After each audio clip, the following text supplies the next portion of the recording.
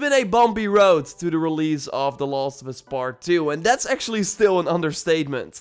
Really, when you thought that it could not get any worse, a new controversy would show up, like even last week there was something else that put the game in a negative light, and as someone who played the game and can tell you about a 2-hour section, I think it's a real shame, because many things from the amazing original seem to be improved and expanded upon.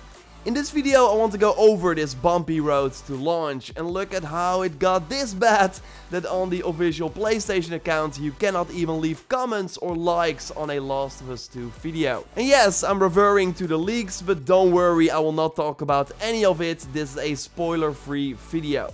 We actually got news also regarding the leaks and how they might not tell the whole story. And as always, I will answer one of your questions at the end of the video, because this is the Sunday Your Game Show episode 8. A like on the video would be super appreciated. And let's go. As you might know, there's a June giveaway going on for a 2020 game of your choice on your platform of choice, including The Last of Us Part 2. Just go to the link in the description for a chance to win. And you have to be a subscriber of the channel as well if you want to participate. And Emil won my second May giveaway, and I've already reached out via the mail. The Last of Us Part 2 reveal at the PlayStation Experience in 2016, so it's been 3.5 years now, is still one of my most favorite reveals ever. Like, I still get goosebumps when I watch this with the crowd reaction. I'm gonna find, and I'm gonna kill every last one of them.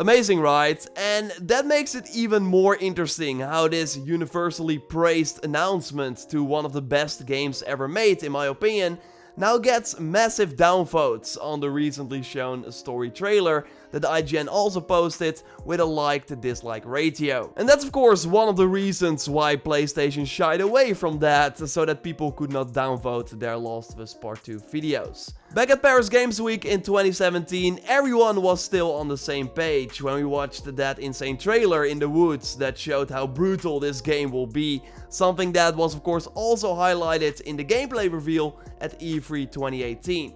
Almost 500,000 likes here, and maybe some Xbox warriors out there disliking the game. And we had the studio head of Eidos Montreal, responsible for Shadow of the Tomb Raider, who said that the gameplay was fake. He then later apologized though, and I played this part and can tell you that it's indeed real and very close to the final version. Like with L1, you manually do these dodges that look super cinematic and can then strike with square, and you totally get pushed to do things in the environment and can grab a weapon from enemies when you take them out and then use them on another enemy and leave that weapon in the enemy if it breaks on a kill. Being able to prone and go under cars is huge for stealth, and it just allows you to move more freely through the world, especially nice in combat situations. And yes, enemies will at some point look under the car if they cannot find you. I wasn't grabbed like this though, like not pulled from under the car, but the point is that the gameplay is really good, and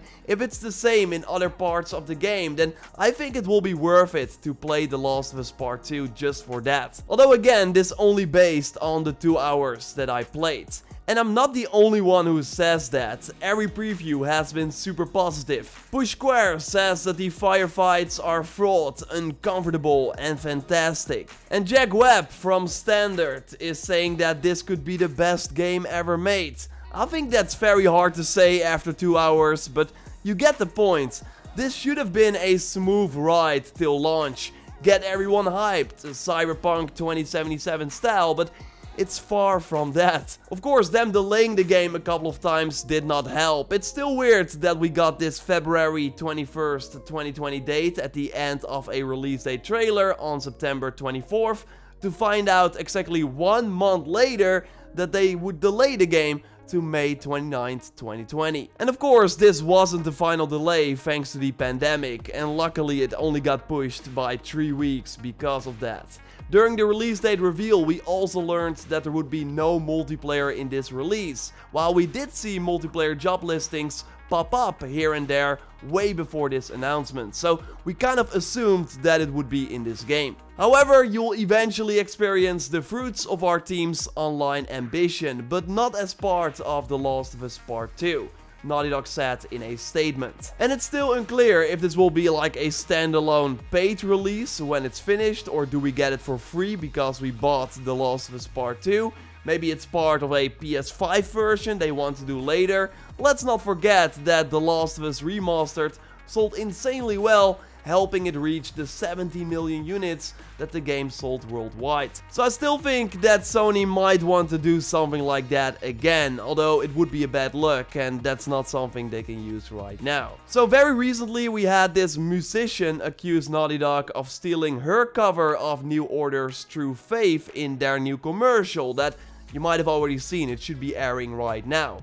And I will link to this like in the description so you can listen and compare it for yourself.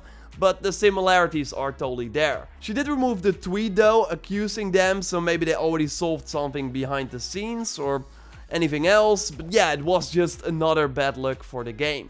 Jason Schreier highlighted in March of this year that the crunch culture that is going on at Naughty Dog is still very much present. Working overtime seems to be a mandate at the studio, and sometimes work will be wasted without you knowing it for a long time, so then you find out later on that what you did for the last 3 weeks will be all for nothing. And imagine spending so much time on a game, working very long days, to have it all leak online. Neil Druckmann was rightfully so very heartbroken when this happened. Like out of nowhere, leaked videos appeared on YouTube, and it was later revealed that this was done by a hacker who found a way to access the files. Sony was of course trying to knock these videos down, but this is the internet, so something never fully disappears. And this is also where the negativity is coming from. Like, people are just not happy with the story that they saw in the leaks. I haven't looked at the leaks myself, and as always I recommend that you stay out of comments, because one person can ruin it for you. And that's also what really sucks right now. You have to be careful with everything you see online about this highly anticipated game. And on top of that, there's always that negativity when discussing this sequel that almost everyone wanted. Something that was unthinkable a year ago. But yeah, let's not forget that that is the vocal minority and that most people are likely still hyped for this game. And rightfully so if I look at the fluid and cinematic gameplay that I experienced in the 2-hour mission. It also already had multiple roller coaster moments that you just want as a single player fan. The environments are insane in terms of detail, and overall it's just really impressive what they can get out of a PlayStation 4 that released in 2013. I am playing on the PS4 Pro though, but I would imagine that it still looks great on your regular PS4. Naughty Dog already said that the spoilers do not tell the whole story or that the ending is not out there. Really hard to say if this is true or not, and if people who aren't happy with the leaks will still like the game when they play it. But we also have to remember that all the negativity doesn't really matter for the success of this game. Like, I'm sure that many people who are unhappy right now, disliking these videos, will still end up buying it. I love this image of the Boycott Modern Warfare 2 group on Steam, where most of the people inside this group were still playing the game. Or the Pokemon Sword and Shield boycott for a game that would still sell 16.6 million in a month and a half. Anytime you hear some gamer boycott, just raise the forecast by like 25%, Matt from the MPD sales group said.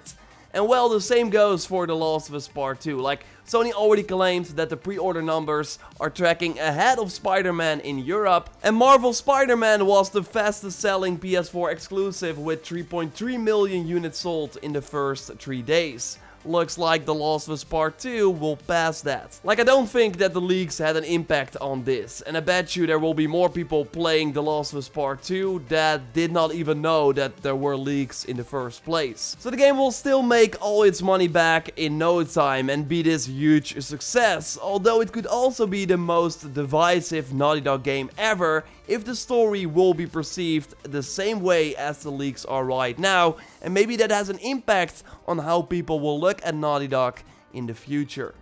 We will not have to wait that long to find out. Reviews also already drop on June 12th, so that will be an early indication. And I will have my review up on that day as well, so keep it locked for that here on the channel. And if you want to watch that more in-depth preview, they can do that by clicking on the screen, or I will link to it at the end of this video. Because of course, at the end of every Sunday video, I want to answer one of your questions that you put in the comments under the recent Sunday video.